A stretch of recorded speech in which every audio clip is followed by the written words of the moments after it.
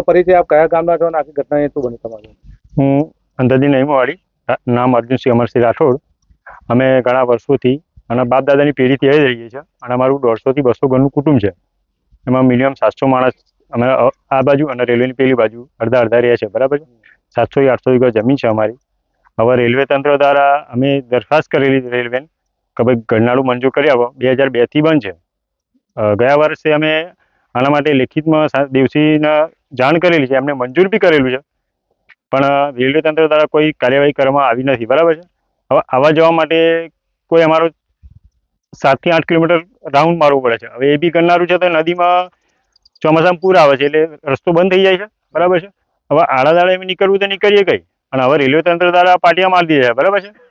તો ખેતીમાં આવવા જવા માટે, સાધન લઈ જવા માટે, બાળકોને ભણવા માટે આવવા જવામાં બહુ અમારે તકલીફ પડે છે. અને રેલવે દ્વારા શું વારંવાર ગાડીઓ અવર જવર કરે છે તો ઇન્સિડન્સ કે એક્સિડન્ટ થવાની સંભાવના રહે છે.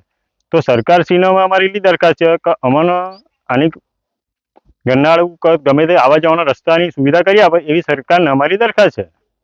એટલે આ રેલવેની પેલી સાઈડ પણ ખેતરો બધું આવેલું છે? હા, પેલી સાઈડ બી 150 થી 200 ઘર છે અને અડધા આ બાજુ છે, અડધા પેલી બાજુ રહે છે, એટલે આવવા જવાની બહુ તકલીફ પડે છે. પહેલા કેવી રીતે જતા? પહેલા તો અહીં ફાટક હતી, 2002 માં ચાલુ હતી, 2002 પછી બંધ થઈ ગઈ છે.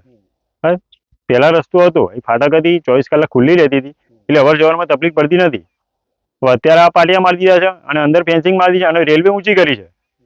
અને ચોમાસામાં કેવું થાય છે કે રસ્તો બંધ થઈ ગયો, આજુબાજુ બધે પાણી ભરાઈ જાય છે, એટલે નીકળવું કઈ. છોકરા સ્કૂલમાં કેવી રીતે? સ્કૂલમાં છોકરા રેલવે પાર કરીને આવે છે, ફેન્સિંગ થી કૂદીને આવે છે, બરાબર. ચોમાસામાં તો જીવના જોખમે જ આવે છે અને નીકળવાની કોઈ, તમે જોઈ શકો છો, નીકળવાની કોઈ આરો જ નહીં. કદાચ વ્યક્તિ બીમાર પડ્યો તો 108 આવવાની કોઈ સંભાવના જ નહીં, કારણ કે રસ્તો જ નથી અમારે. પહેલી વાત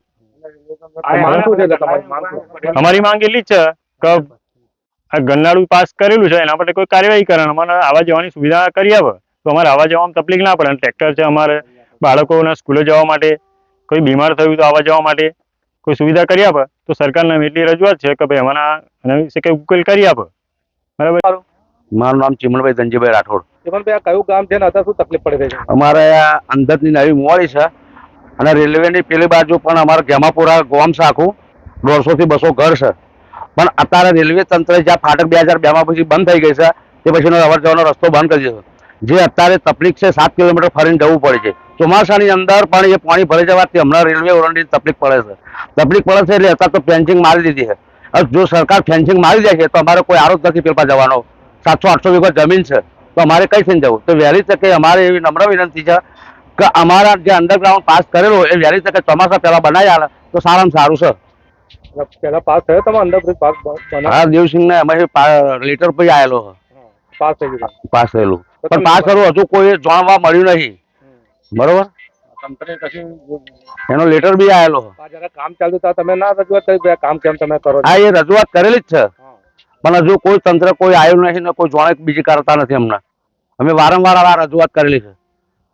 પેલો હું અંધાજી નવી મોવાડી, અમરસિંહ મગનભાઈ રાઠોડ. આ રેલવે તંત્ર એટલું બધું નગરોડ છે ને કે અમારું તો હું વાપરવા જ તૈયાર નથી આ લોકો. અને એમાં મારે એકવાર જફાઈ થયેલી અહીંયા આ રેલવેના બાબુ જોડે મારે જફાઈ થયેલી. ખાલી પૂછવા આવે છે ભાઈ આનું કંઈક વિકલ્પ તો બતાવો. તો એ કહે છે તો અહીંયા નહીં આવવાનું, આમ તે અમને. હું તો કે અંદર કરી દઉં. તું શું અંદર કરી દઉં ભાઈ? અમે અમારી આપવીતી બોલીએ છીએ. શું હતી આપવીતી? શું કહેતા હતા તમે? આમાં જવા માટેનો તો કોઈ તમે જોડતા હોય તો કંઈક કહો તો અમે આગળ એની રજૂઆત કરીએ, બરોબર. એ પછી અમે દેવસિંહને જોણ કરી. હજુ એના લગભગ લેટર લખેલા લગભગ પડ્યા છે, પણ તે પછી આ મંજૂરી આવી, અંડરગ્રાઉન્ડનું કંઈક આપ્યું છે, છતાં પણ આ નગરોડ તંત્રના કોને કઈ આગળ કશું જતું નથી. એટલે આ લોકો અમને આટલું જો કરી આલે તો બધા બહુ છે એવી અમે સરકારને દરખાસ્ત કરીએ છીએ. એટલે અત્યારે શું તકલીફ શું પડી રહી તમને? તકલીફ એટલે અત્યારે તો આવવા જવાની તકલીફ. પેલું બાળકો અમારો જે રેલવે ઓરંગી નીકળે છે, હવે એમે ગાડી આવતી હોય તો બાળકો તો ખબર ના હોય, કોઈ અડફોટમાં આવી ગયું મરી ગયું એટલે તોય તકલીફ વાળું કે ભાઈ તમે કેમ છૂટું મૂકી દઉં. એ પણ બંધ થઈ ગયું, બરાબર. એ પાટિયા મારવાની આ બંધ થઈ જવાનું છે બિલકુલ. અત્યારે બિલકુલ અવર જવર થાય નથી. જીવના જોખમ જવાય, બરાબર. આ આપણે નીચે રહીને આવીએ છીએ એ રીતે હવાઈ જવાય, પણ એ પોતાના જોખમે. રેલવે તંત્ર આ બધું માથે લેવાનું તૈયાર નથી.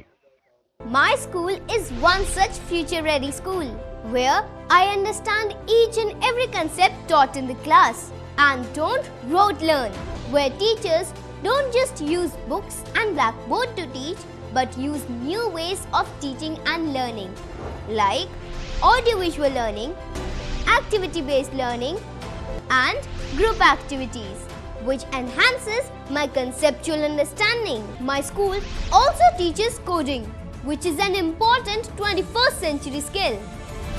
Not just that, I get an opportunity to showcase my skill on a national platform. And with all this, I acquire important skills that make me future ready and confident. Would you also like to know where is my future ready school? Visit now and see for yourself.